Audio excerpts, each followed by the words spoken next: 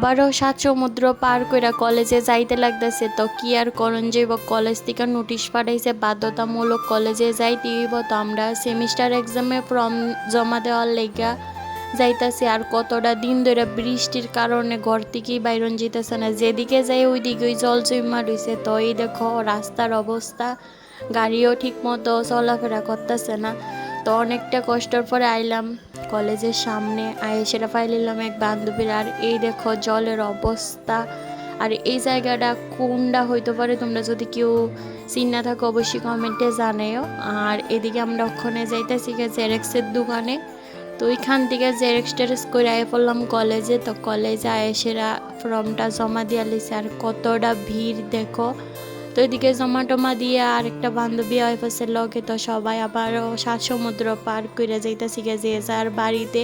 আর বৃষ্টির দিন তোমরা কিরকম লাগে অবশ্যই কমেন্টে জানাও।